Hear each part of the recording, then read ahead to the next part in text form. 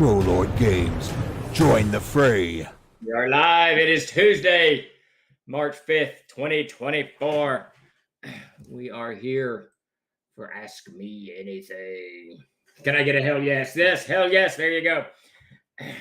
It's nice to be able to see everyone in the slideshow pre-roll in its entirety with some kind of caption as to who.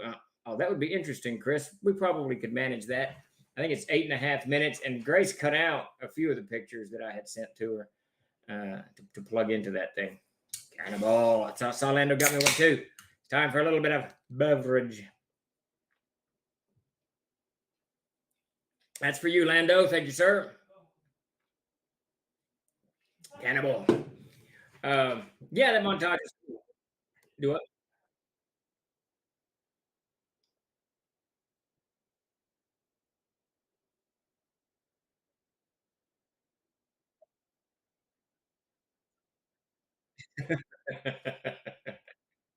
Yeah. Yeah, we'll be hitting the road. Well, I guess I'll be hitting the road sooner than everybody. But yep. King Kothar has a question. So before I even read this, I know it's a loaded question. If you had to guess, what do you think the odds of getting a +5 arrow? Damn it went up. A +5 arrow from the treasure type 1 monster is in the CNC treasure tables. I'll tell you after you hazard a guess. Well, it should be 0 if you're designing them the way we had kind of proposed. But so Jeremy's in the midst of retooling, trying to make a faster way to roll treasure for CNC, and he's running into some snags. Question for Steve: why are half the pics of you make you look dazed and or confused? Most of those pictures come from conventions, and mostly in the early days, I was a lot dazed and confused because we would work the booth during the day, and the evenings were filled with much festivities that that involved Davis and I meandering from establishment to establishment. That left us kind of a little dazed and confused. And I will say, if you see more pictures of me there than you do other people, is because one, I'm the most consistent throughout the company's history, but also there's more pictures of me just because like Davis doesn't have pictures taken. Whatever. For instance, is that what it is? There you go. So Davis, we asked, I guess a year ago or so, Tim wanted to do a whole new thing on Instagram where it's kind of learn the trolls, meet the trolls. So he's going to do these pictures of us in both gaming and in our lives and running, working for the company, whatever. So I sent Tim 3 or 4 pictures. Chuck sent a picture of him and Stephanie eating at a restaurant. Jason sent a picture of him on some steps. We don't know what that was about. And then Davis sent a picture of a bale of hay with a hat on it. That was all that Tim got.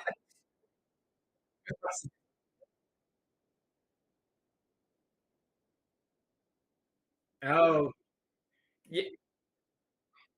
yes, very good. Yeah, she did a great job with that. I would actually kind of like to do a montage for each year. Would be like a 2 or 3 minute montage for 2001. That'd be kind of cool. But the problem with that is I could find 0 pictures for 2004. I found 1 picture for 2003. Um,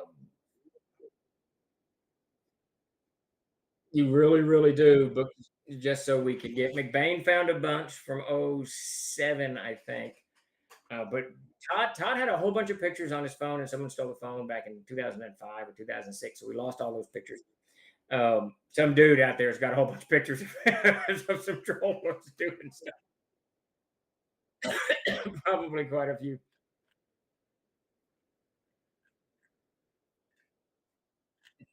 No, I had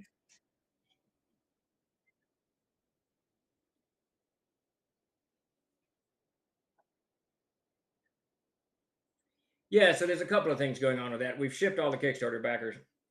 We are in the process of working out a shipping deal with GMS Distribution, which is located there in the United Kingdom. I hope to have that finalized in the next 2 days or so. We got a couple of snags that we gotta figure a solution out for, but very soon you'll be able all of this stuff and the Undying War is in his first order. They've already submitted that, so very soon you'll be seeing this stuff cropping up in stores over there, and you can order direct from the GMS site and it'll be shipped from England, so there won't be this horrible shipping fee that you get from us here. So that's in the process of being solved. The only real hiccup is what to do with the player's handbook, because the 9th printing obviously is the one that we're on. We're selling out of the 9th printing, going into the 10th printing, and there will be changes from the 9th to the 10th, but the changes are they're going to seem more dramatic than they are. I mean, literally, I have gone through. We're done with it. Peter is in the S's today, laying the S's out. The rest of it's been cleansed to the SRD, and almost nothing changed. This other than the spell names themselves, and I rewrote some of the text so that it wouldn't be SRD. It does the same. The spells do the exact same thing, but like Magic Missile is now Magi's Missile. So I think maybe 10 spells had significant name changes that moved them alphabetically to another thing.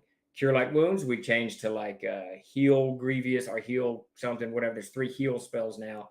There's actually 4, and the reason we did that one specifically is to line it up with the heal spell. So you've got 4 heal spells. Heal whatever, Heal Serious, Heal Grievous. I think it's Heal Light. No, it's not. It's Heal something, whatever medics use in triage situations. So, but even the changes are going to seem more dramatic than they actually are. So the GMS has to decide whether they want to order on the 9th printing or whether they want to wait till the summer when the 10th comes out. We'll see. But you should have the Undying War in the United Kingdom within the next 30 to 40 days. Okay. Got a question from Laramie, I believe it was. Oh, no, George Fields. George says, question, when does the Gygaxian Kickstarter end? I think it's April 8th. I want to say that might be wrong. I'd have to pull that up, but it's first week of April is when it will end. Maybe it's April 5th. Chuck wanted it to end on a Friday, and I think it's either the 5th or the 12th, but I think it's the 5th. I don't know. I have to figure out, but it'll go into April for about a week or so. Yeah. William Frady from Facebook says, are you going to do Gary Gygax's essential places in the World Builder series? So the 2 things about that book specifically, we would love to do it as a stretch reward, but we need to get a hold of Zane McCarthy, who wrote it, and we haven't been able to find contact. We've got some information on him, but we haven't actually been able to get in contact with him. If you know him, you know Zane, please send him in my direction, Chuck's direction, or Dan Cross's direction, and we can get that rolling. I'd love to have that included as a stretch reward. That book was... I think it may have been released as a PDF. I'm not certain. I found the files. I have not found the laid out files, but from comments on the internet, it seems to me that maybe we got that out in some small form before the licenses were yanked. DM John, the Kickstarter will go live at I think it's 10 in the morning is when we will live. We'll shoot live. I think that we're doing so we can fix whatever issues crop up at 8:30 in the morning as we try to scramble. We'll be hard at it that morning, I'm sure. Oh, yeah. Troy's asking about the Altamira teaser. We thought it sucked, Troy. No, I'm kidding. I actually haven't got into it, Cannibal, yet. The cover looked fantastic. That is in the process of being printed and UV coated, but I will probably dive into that Thursday or Friday. We'll print and bind that either this Friday or next Monday, and that's when we'll have a look at it. Jay's been giving me the same flack today about not looking at it yet. So I will look at it. I promise you. Just got a little bit going on right now. Just a little bit going on. It's funny. We've brought on a few new people to help around here, and it has helped. I don't want to say it hasn't, because I have spent the last 2 weeks, I think now, 2 weeks writing and working on product. I finished War Mounts. It's done. I am going over all of the stuff that I wrote on the Codex of the Plains. I'm about a third of the way through that. Cleaning up the text and reminding myself what I was doing and what direction I was going with that content. I wrote the first section of the Ava and Uric novella that's coming out. And then I have edited and cleaned up half of the demons for the Codex Infernus. So I've got a lot of work done. So the new people coming on board are helping absolutely immensely. But it seems like there's just more work. It seems like it's just going. I know that Chuck is buried. Jeremy is wrestling with stuff. I know that we're keeping Grace very, very busy. It's just lots of stuff. The teaser Sparky will be available at GaryCon. We're going to print 300 of them. So there's that. Steve, you need to send me whatever you made for today. Yeah, I've got 5 demons, I think, that need to be, and I need to grab the ones that you went over. But I think I got 5 ready for you. I'm like 90% certain it's 5. Did I you was going to catch- get more today, but I spent most of the day talking to lawyers, accountants, 1 accountant, 3 lawyers, 2 bankers, and I wanted to go to New Mexico. Yeah, so guys, I've tried to type in there, but chat's moving kind of fast. Davis has agreed to go to Ozark Con again this year. Dakota May, I haven't talked to him yet. And I haven't even told Chuck Green yet, but Davis will definitely be down there slinging some dice and, making people die. Or no, telling you stories. Doing the deal. Yeah. We're going to try to have Memorial Tomb, George, at Gary Con. We'll just have to see. It's going to be a little bit confusing because I will be up there, so the crew's going to have to load without. Oh no, we can ship that up to you. We'll ship those boxes to you. Those boxes. There you go. Some heavy shit right there. That's heavy. Hey, did you see? Yeah, Ernie. Sorry. Ernie emailed and said, "Hey man, can I get like 20 of those?" No, you can't. It's like a half the truck. My God, it's huge, man. Yeah, but anyway, did you see Hagar the Horrible's question? I don't know what it was. It was. Are you guys also going to publish Gary's Wonderful Tomb, the Book of Extraordinary Opossums? You got me on that one. I didn't read the whole thing. Yes, that is definitely in the list. Willie says, Steve, you have successfully drained the swamp only to find yourself up to your butt in alligators. Yeah, I got to tell you, man, I'm not going to complain about bureaucracy, but I've been actively weaving through it since Trollord Games began its journey, and my wife's business began its journey, and whatever, and life, whatever, blah blah blah. The bureaucratic nonsense that exists now compared to just 20 years ago, people that are under the age of probably 30, maybe 25, they're not going to have any idea of how easy it was just in 1995 to do things compared to how insane it is now. I mean, the amount of paperwork that you have to go through and the hoops that you have to go through is batshit crazy. I spent an hour today hunting down a K1 from years ago from a penny stock that my wife had bought that netted us $3. So, and the whole fucking process was shut down because of this one K1 that I couldn't find. It's just insane. It is absolutely batshit crazy. Yeah. Yes, all according to the plan. Yes, they're grinding us away, but they're going to lose because we're going to stop using banks. I don't know if we are, but we're going to try. Yeah, it's nuts. It's just nuts. And I don't want to get on a whole political thing, whatever. We all have to do with bureaucratic nonsense, no matter what we do and where we go. And it's both civilian and government. I mean, civilian sides do it just as bad as anyone else. Asher the Bear asked, who's going to Gen Con from PLG? Well, I'm going. Steve's going. Davis is going. Most likely Jeremy. And then some of the booth crew. I don't have a 100% count yet, but we'll be up there. If you're running any games for any cons forever in the rest of the life, or if you're running any games for any local gaming, anything public, please, for the love of God, go to that link and sign up so we can get you on the list so we can get you guys in and because right now I've not pushed it hard. After GayAirCon, you guys are going to get sick of me, but this is what you want to do if you want to get rewards for just running our games in public. Yeah. And definitely I don't care where it is. Chuck has done a beyond heroic job getting. I mean, I think Trollord Games is going to own GaryCon with the games. We got over 100 events there, and we need to bring that weight to Gen Con as well, and shake the thing. We're getting lots and lots of people just coming over, looking at the game. Everybody here knows it is the game you want to play, and I don't want to be a shill or whatever for CNC, but it's a fantastic game, and everyone needs to be playing. And no shenanigans with us over here. Yeah, 60 minutes again. Natural 20 games. That's awesome. That's the membership link. That'll get you in on the list. And then anytime you have something you need to do as far as running a game publicly anywhere, you go over and you submit it into the events list, right?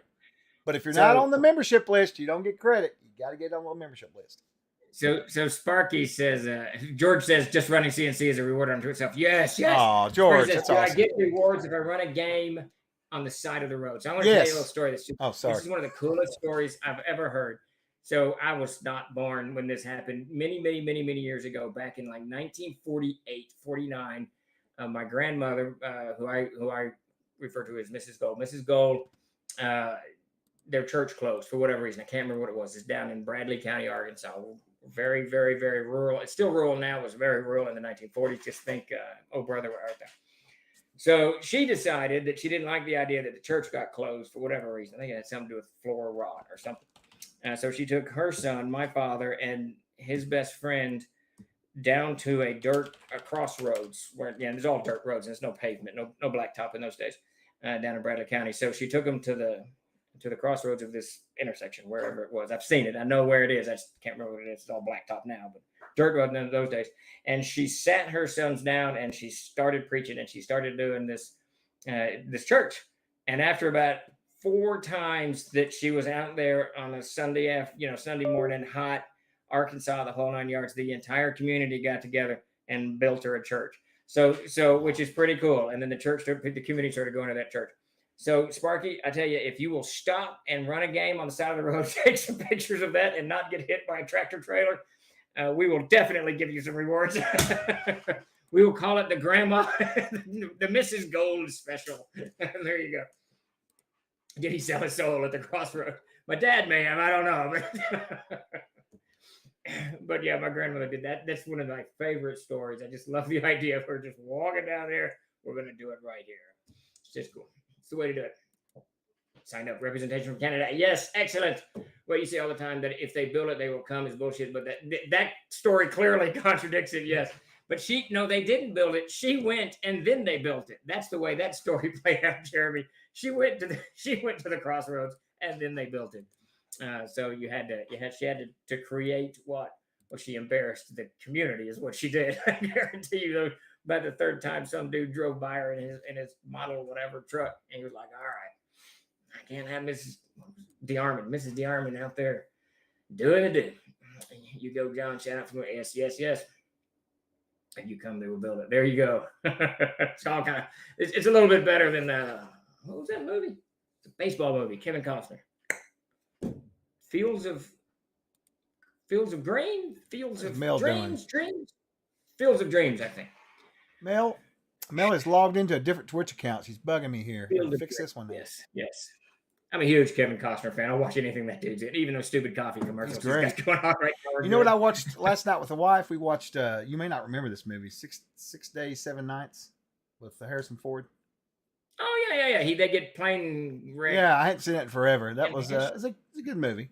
She liked it really a whole lot. I've been watching and I cannot sing the praises. I've only seen 2 episodes, but Shogun on Hulu, it is through the roof fantastic. Yep, Chris, that is exactly what she did. Which one? What show you watching? Shogun on Hulu.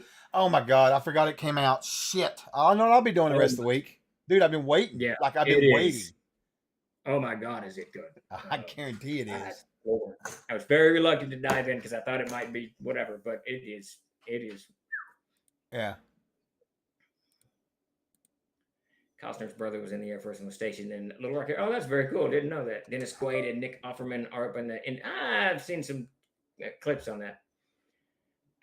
I'm starting an LRRV. Oh, that's very cool. That's the way. I don't know. The show, just go watch it. It's very good. It's mostly subtitles. Doesn't matter. It's very, very good. I'm thoroughly enjoying it. Really, Netflix reigns about 99% of everything. Glad there. Yeah, it's on Hulu, so it's not on Netflix. So they've avoided the Netflix whatever. And I don't watch very much on Netflix. I think I don't have it no more because they changed that deal because my daughter had it. We were getting it from her. We were trading off. Yeah. So now we don't get anything free except we pay for it. And of course, she's still sucking the life out of her. Well, you're not missing much. I didn't think so. They have a good movie every now and again, but that's well, they started going downhill, man. I started noticing even their comedy movies were terrible. You know, it was just like it's just not very good. Yeah. Let's see. Question: cons aside, what's your ideal party size for running a home game? 4 people. 4 people is perfect for me. 5 is still well within the zone. 6 is getting kind of. It's a lot of people. 7 is. It's not. 8, no. 9, no. When you get at a home game, if I get above 7 people, there better be a damn good reason. Like there would be some wild turkey or something. There would be some offerings or something going on. Right. 4 for me. 5 is more than. 4 is a sweet spot. That's for sure. Yeah. Well, 4 and the one guy that wants to run ABP characters. So there's that. So. 2 is hard, Sparky. I'm running. Well, I got 3 now. For about a year there, I ran just Todd and Chris. My son Wilson's joined, but 2 is tough because it puts all the onus. It's just tough. It's tough. Last Kingdom is very good, man. You know what that look is, right? Do what? That's my Thursday. What? That's my Thursday night look to you. Oh, you got to. It's a long drive to make the game. Oh my God! I had a question for you about those guys. I'll have to remember it earlier. I woke up in the middle of the night last night and thought about that game with them boys, and there was something I wanted to ask you about them, but I cannot remember now. It was something to do with game design, but I don't remember. Maybe it'll come back to me. Who knows? Who knows? I don't know. I try to avoid game design as much as I can. I'm always reluctant to ask Jason and Jeremy questions because I know they're going to first think game mechanics first. I'm like, do I want to talk game mechanics? All right, Jeremy. We got an open slot, that's for sure. 6 is my max, and beyond that, I start suggesting so much stuff. Yeah, you do a second CK at the other end of the table. There you go. Just run 2 games. It's wild for me seeing all these photos of Steve and others with Gary back in the day. I wish I'd met the guy by all accounts. He was very, very nice. Just a pleasure to hang out with. Even when he was angry with me over work stuff, he was still a pleasant person. I mean, it's fun to drink with, fun to we didn't like vibe till we fell over, but just have a drink with, smoke with, and eat with. He liked talking about history. I love talking about history. We've rarely talked games and stuff like that, other business things, but movies. The last argument we had, he did not like the Peter Jackson King Kong, and I did like the Peter Jackson King Kong. So that was our last our in-person conversation, sitting in his living room.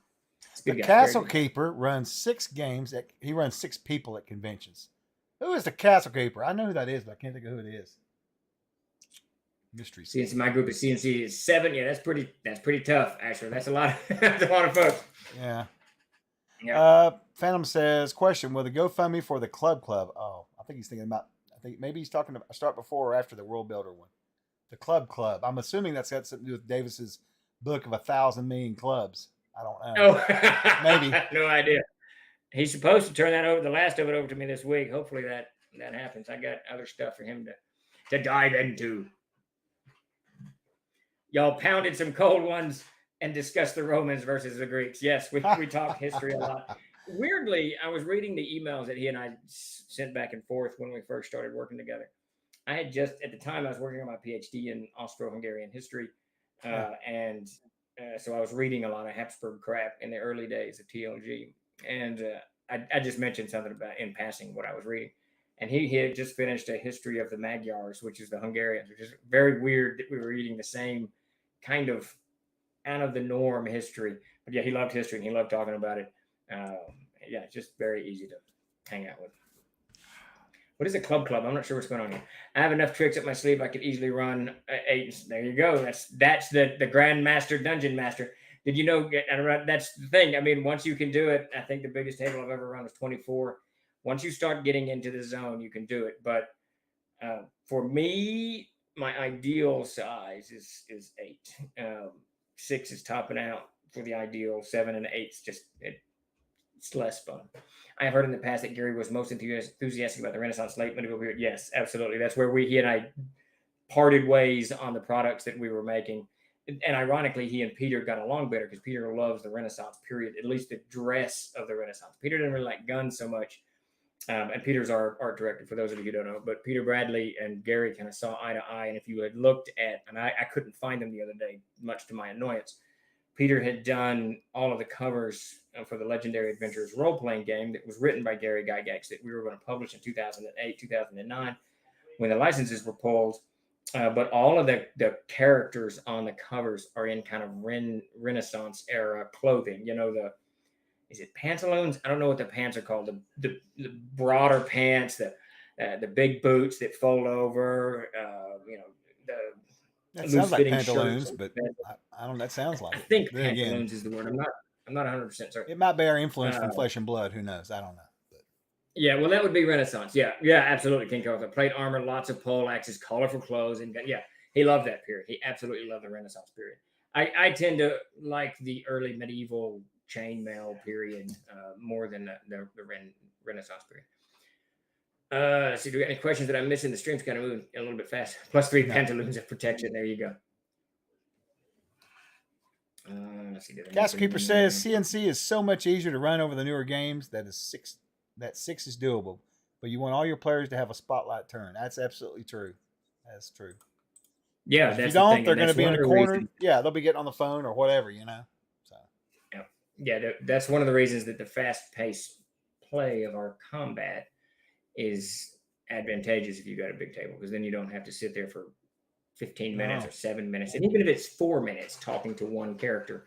Because if you got 8 people, if Asher's sitting there has 8 people at his table and he's got to spend 5 minutes per person on a round, you're talking by the time he gets to the 8, that's 30 minutes. They're just sitting there. That's way too long for anyone to be sitting still at all. Yeah, right.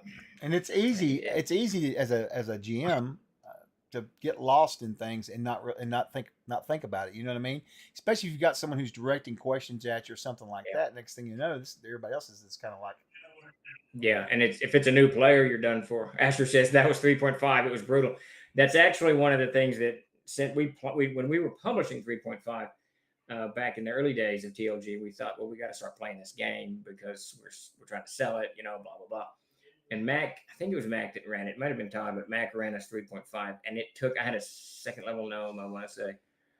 It took us well over an hour to do a combat with a hippogriff or a griffin or something. I can't remember what it was. And I thought, I'm not going to play this. I don't want to play this. I'm sure it's a great game. I can see you getting up and just casually walking away. I was out. Mark loved it. Mac was indifferent. He said this, whatever. But if you've ever seen me run combat, I run combat very, very fast and very brutally, and with lots of descriptive text.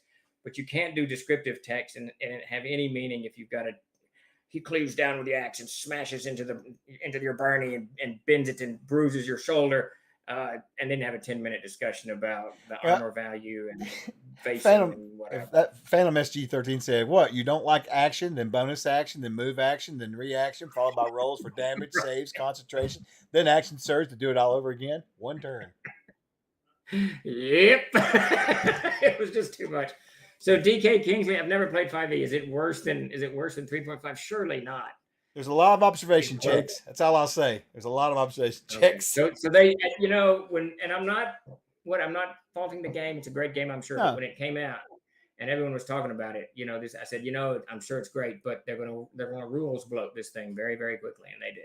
And they really put a focus on tactical movement too. You know what I mean? That sort of started with 3.5, but it really came into its own with 5, for sure. And it really doesn't have any place in interpersonal combat. I mean, if you've got units, sure, tactics come into it. But if it's 2 dudes with the swords, there's not a lot of tactical facing and all of that shit. I mean, if you can't see the guy in front of you, he's right there. I mean, I don't know. Yeah, but no. Right. Not a huge fan. Right. I usually run about 3 to 4 combats in my 3-hour sessions of CNC. The combats are insanely fast. You can slow them if you want. I mean, you can bring in more rules if you want, but if you play it as written, it just barrels in. I'm gonna take this moment here to yell at everybody one more time, and that's not it. Continue. Oh, I'll be back in a moment. I lost my thing. I lost my text. Yeah, I thought you were doing so. I was going to, and I failed. I do want to say real quick while we're jibber jabbering, any questions you have about anything that we're doing, anything we're going to do, anything we plan to do, or just whatever is going on out there from movies to game tables, throw them in the feed here, and we will do our best to chat them up. Also, we've got a Kickstarter brewing. It's going to launch on the 11th of March, which is next Monday at 10 a.m. It is for Gary Gygax's Fantasy Worlds, which are 7 volumes on how to build worlds, and hopefully more than that, but just an absolute mountain of information. World Builder, an extraordinary book of names are almost a must-have for CKs, GMs, DMs, game designers, adventure writers, storytellers, because they're just filled with so much material. The others are a little bit more hyper-focused, but these others are not. These 2 are not. So head over and sign up. We're going to be giving away everyone who signs up and backs the project in the first 48 hours, I believe, excuse me, will get a chance to be. We will raffle off 5 signed Eastmark folios signed by Gary Gygax that we have in our treasure trove, and a slew of PDFs. So you definitely want to get an early warning. Let me drop that link in there. Blah blah blah. Blah blah blah blah blah. Kickstarter. Blah blah blah. Blah, Oh blah, yeah, you blah, just blah, blah. just exclamation point SCF, but I did it a while ago. But yeah, it's also running on a bot, so I whatever. forgot. Yeah, I need. It's all right. That's a lot, man. That's a lot. Yeah, I don't know. It's fun. We're running 2 games right now. I'm really having a little bit. The Thursday game is as easy as pie. They're second level, so that's just fun and easy, grinding gaming. But the Sunday game is a little bit tougher because they're 15th level, 14th, something like that, and making it. Keeping that flow going at 15th level gets more and more challenging, especially since they've never really stayed in one area to create an NPC network that I can use to role play with and plot build with and all that crap. So I've got these scattered NPCs, but these guys, and at this point, they're plane traveling all the time. So it's good that I'm riding the Codex of the Plains at the moment. I'll say that. I can't wait. That's the thing I'm looking forward to the most. I have to say, I'm rereading it. I'm enjoying the take that I took on it, the approach that I took on the book, because I'm working on the Outer Plains right now, and one of the things I'm doing is I'm creating in the mythology of each plane, not just its topographical things, but and encounter areas, but I'm creating the mythology of where it is. So there's the undead. I mean, these are planes where like Valhalla or Elysium or Gehenna, where the dead go.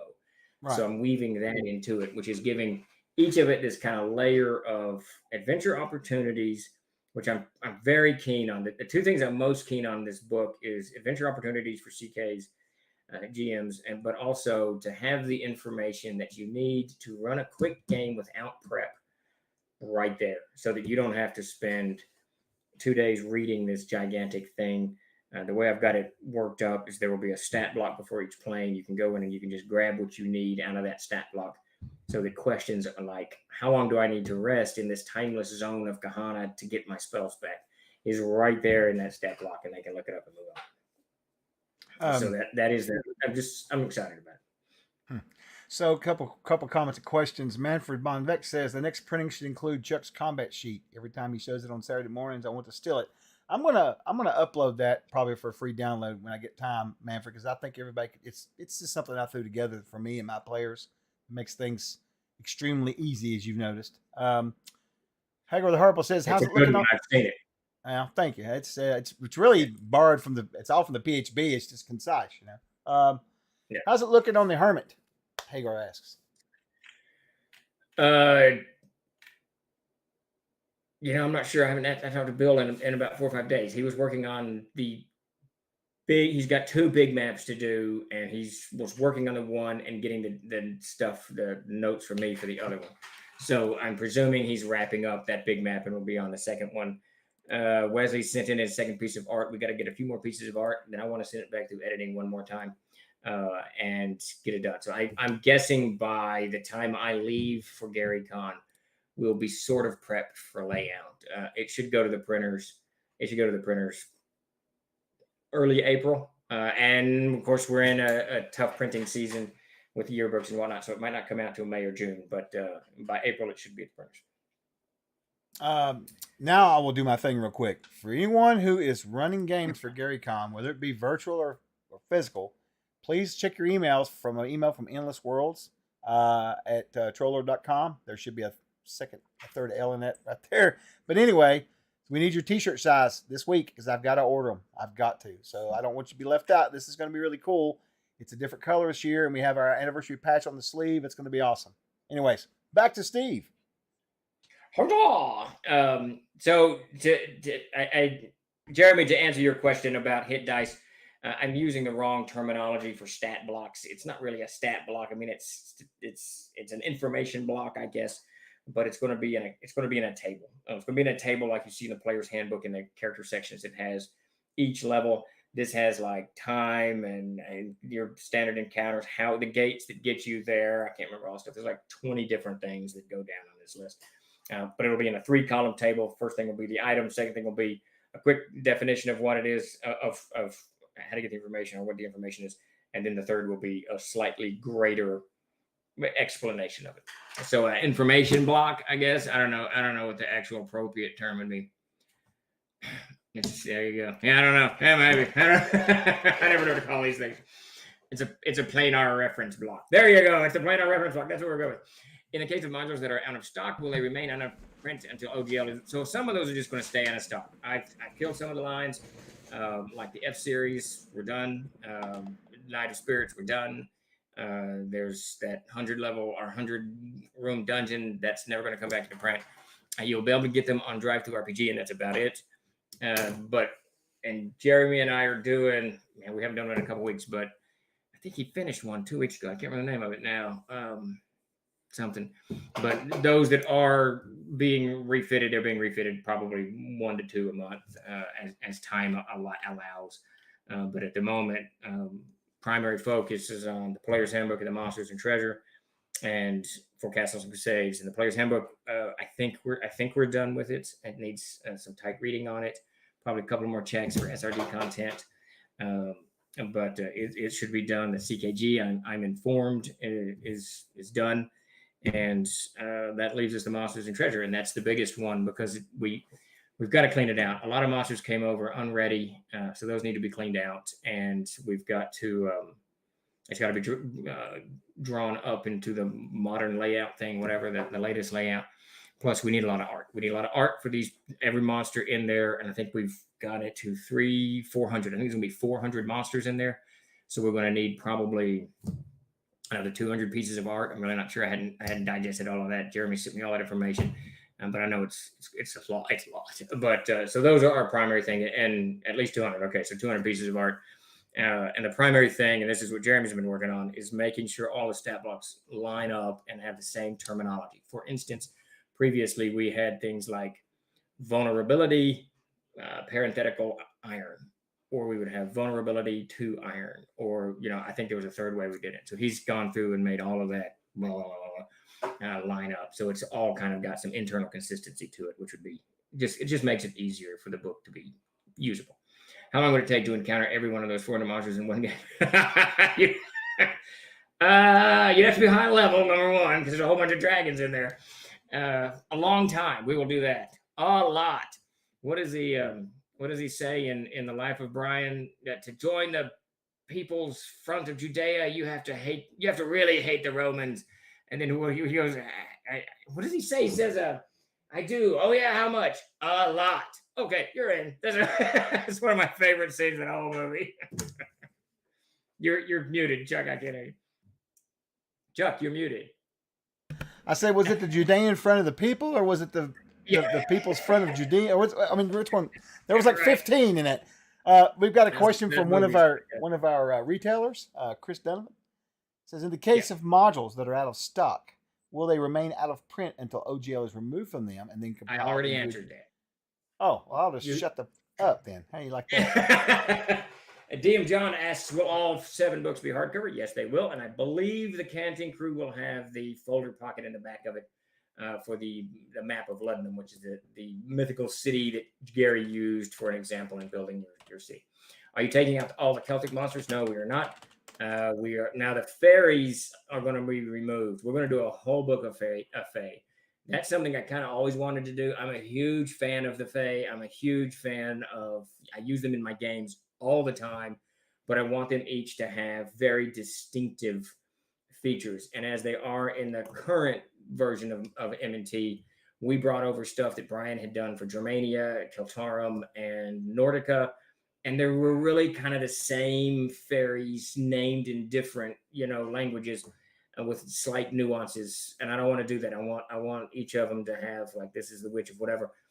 So that will probably be definitely be a 2025 thing that we do. And Peter Bradley will probably be the artist because that is right up his alley to do that type of kind of whimsical art that Faye. Anyway, so the Fae are going to be pulled out. We're going to keep a bunch like Pixie, Nixie. I don't know.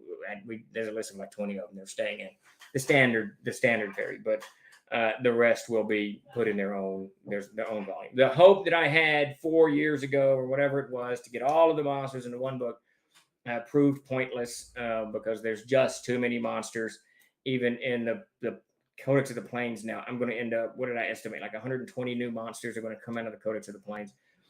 So there's just no way. Let's see, blah, blah, blah. If you're all troll lords, what titles do you use? His sliminess Wart Stevenson, not swamp ass Chuck, first of his name. So we actually, on the old message boards, you got a title based on how many posts that you did. Right. I'd have to go look it up. I've got a title on there. You know what it is? What is it? Baboon of the Mists. Oh, yeah. That's awesome. Well, it started with like Cobalt, maybe Goblin, Scobbit. I can't remember. I don't know. And if you got over 1,000 posts, there's a bunch of custom ones on there now, I think, of old ones, you know. It's actually, Monica was telling me there's been an uptick in use of the message board. Bifford's been hard at it over there. I have to give him credit. I couldn't do it. He's very odd. He's doing God's work over there. Let me tell you, one of my greatest regrets, and if one of you guys out there who knows how to get this stuff, if you go to our website, you can go to our message boards. Now, before those message boards, there was another set of message boards. And those are the ones that were active when CNC was being developed and when we were working with before Gary Gygax died. In fact, if the biggest post over there when I posted Gary Gygax's death, it was tens of thousands of people viewed and commented. It was crazy. And I can't find those boards anymore. I don't know where they are. The link is gone. I don't know if it's still out there on the web somewhere or it got deleted. I have no idea. Couldn't even tell you what it was. Malaki, the Codex monsters are going in their own books eventually. Absolutely, 100%. It's going to be, and we're actually, we can't really say yet, but we are putting some seriously classic, iconic monsters into M&T that have never been there before. But you all know. Yes, Twitchy DM, absolutely. Is that you, Tom? Yeah, absolutely. I will do that in a heartbeat. I will be there for a week. So if you're there early, give me a shout.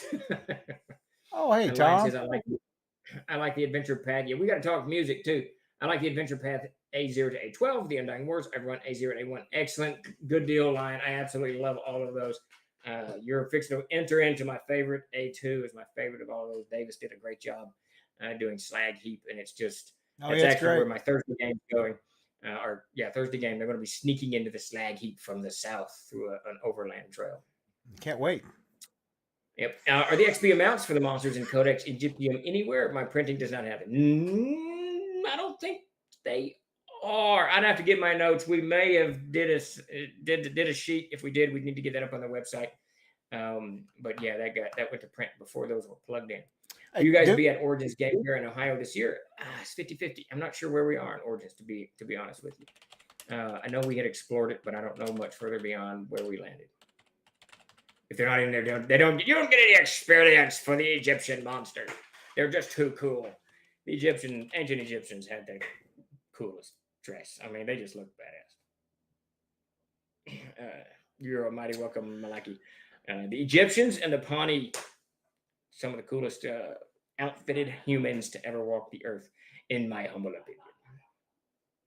Meeting these monsters is a reward enough. There you go, Manfred. We're going to go with Manfred's reward for that. If you have any more questions, throw them out here. We will tackle them. Otherwise, I'm going to be again wandering into the Shogun or whatever. I haven't been able to find much TV to watch. I got to be honest with you. I will say this. I will say this. Jeremy, I've been meaning to tell you this. So I think it was in a Twitch. I think it was a Twitch a couple of weeks ago. Jeremy it may have been a company meeting. I don't know. Mentioned The Broken Sword by Paul Anderson. And I wasn't going to get it until he said something that was just weird. He said that each later rendition of it they softened the text in it. Yes, that's right. Yeah, so it changed over time. So I wanted to get the original publication, and I got this one was published in 54, I think, or some such, 1955, I don't know, 54, something like that. Holy shit, number one, this book is fantastic. It is absolutely riveting, fantastic. I'm loving it, and holy crap, it is brutal. It is. Now I'm gonna have to go get a Jeremy, copy. Oh man, and I'm curious. I won't do it because I'm too lazy. But I'm curious what they took out of the later versions. I mean, there's some cool concepts in it, and I got to tell you, and this is something I'm gonna just throw this out here. I haven't even pitched it to Chuck and Davis and Jeremy yet, but it's an idea that percolated in my head because of this. So there's a scene in this book, and if you got sensitive ears, close them down. There's a scene in this book where the elf prince goes to an enslaved troll woman, and he mates with her to create a changeling. And when I'm reading this, I'd never heard anything like this. But it suddenly made, yeah, Jeremy knows where I'm going. It suddenly made the elf, it yanked all of the Tolkien veneer off the elf, right? Because the Tolkien has the almost Melnibonian, beautiful elves, Right. insanely powerful, crazy, smart, incapable of failure, all of this stuff. Well, it ripped all of that veneer off and gave us an elf that was probably closer to ancient Scottish and Welsh and Norwegian fairy tales, with all of this, the way the elves actually were. And I thought, this is just really cool.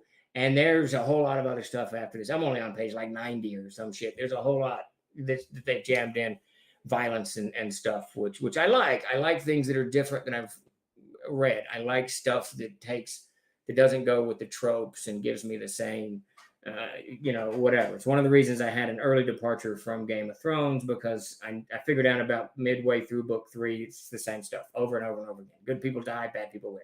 Got it. Yeah. But this is different. Yeah, this is very different. So I strongly recommend it. If you can get an older, they're very expensive. I happened to find one for $65 or $55 or whatever it was, so I got it. But they're the early printings are expensive.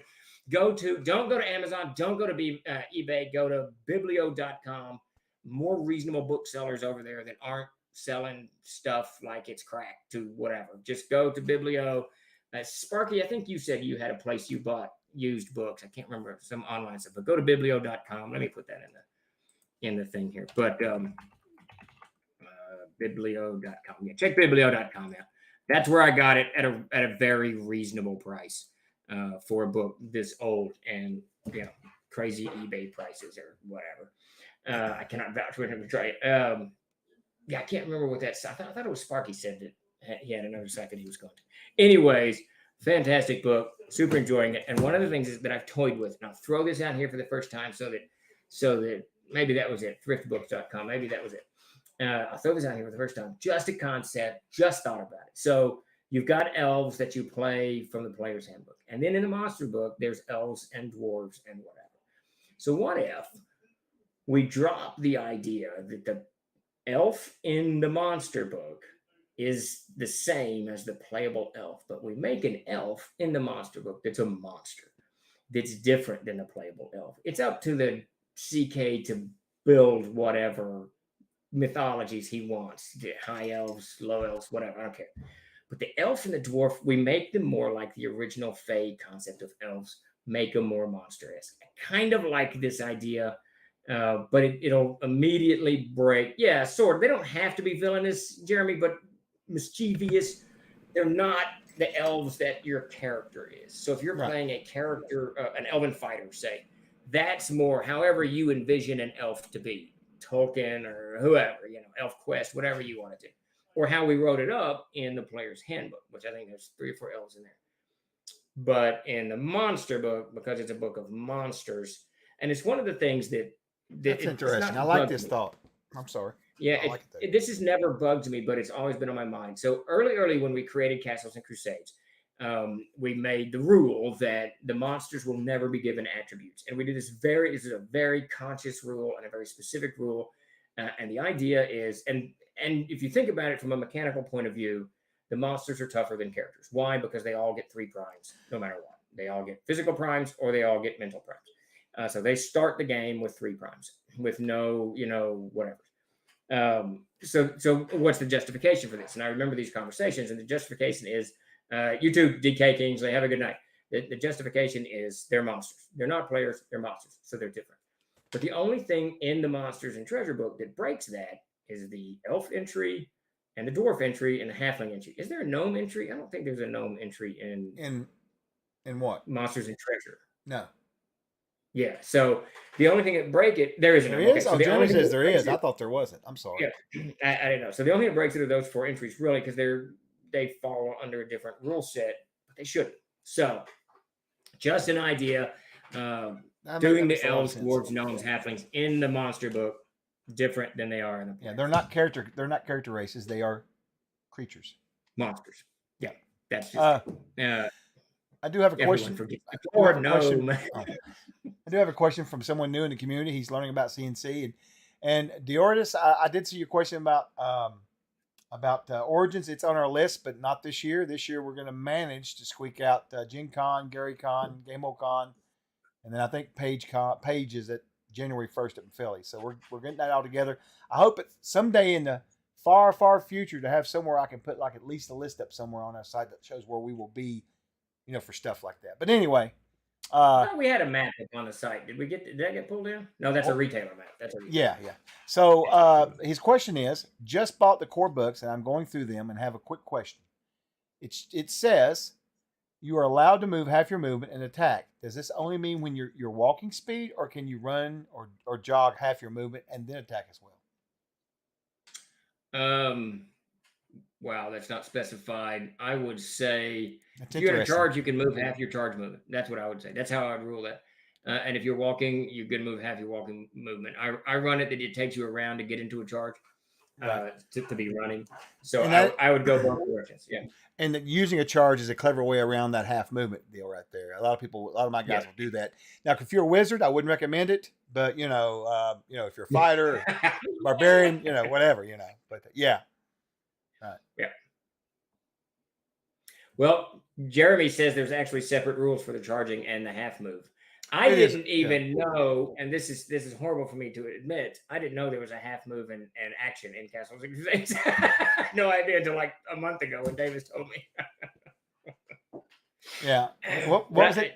What rule was it about, Davis? I missed that. I didn't know there was a half move and attack and Oh, really? How interesting. Yeah, I remember Davis mentioning it to me. Someone said it on Twitter, and he said it to me. I said, "Dude, there's no half movement." He goes, "There is. I swear to God." Oh yeah, there is. And then he went and looked it up, and then he read it to me. I was like, "Wow, news to me." There's some interesting house rules on that too. They've been having a big discussion on Discord about it. I saw Dan Kingsley said earlier he had an interesting where because people was talking about when I played at that con last weekend. That GM James Gill. If you pull your sword out, that's an action, right? So yeah, which I thought was interesting. But so what Dan's been doing is you can. I do that too, actually. If you don't have blade in hand. Well, check this out though. It does take but a second, right? So what Dan does is he allows you to do it, but it costs you 5 foot movement. Oh, that's good. Yeah. I thought that was a nice change, But this right here is exactly the strength of the Siege engine because and the way Castles of Days is written and designed. And I have fought since the beginning to keep more rules from coming in and clarifying too much because, and I say this with all sincerity that I want everyone who runs a game to have the same freedom that I had when I was running AD&D games, which was a lot. I discarded stuff so much and so fast it was nuts.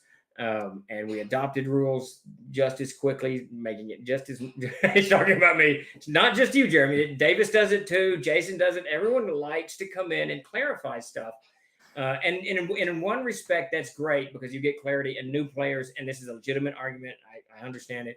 Someone new comes in, especially when they're coming from a game that's like 5th edition that doesn't let you do anything. You come into this game and you go, okay, what am I supposed to do here? And I had those same questions back in 1980 when I started playing in 75, 76, but I started running games regularly in 1979, 1980 probably. I had the same questions, and we just figured them out. We just make it up or whatever. And I don't want anyone to be restricted in that. I want them to just be able, to do whatever they feel is best in doing it. Now, I'll tell people how I do things. Like that sword. If you don't have a sword in hand or an arrow knocked, that's your action. Grabbing that hilt, pulling it out. That's even your own. I don't feel it if that's good. I have been playing since I was like 8 or 9, way back when. And I'll tell you, in those days, I didn't make my own characters. Davis made my characters. I named them, and that was it. I didn't know what I was playing. I didn't know what was going on. So, couple good. There's a question here from the Forgotten. Will CNC get an upgrade for Foundry VTT to catch up with Fantasy Grounds and Roll20 versions? I'm just dropping in because the stream isn't working properly for me due to weather. Oh, no worries, Forgotten. And we definitely have serious plans. I'm having to fight off Asher and Kingsley like you wouldn't believe. I'm working on it.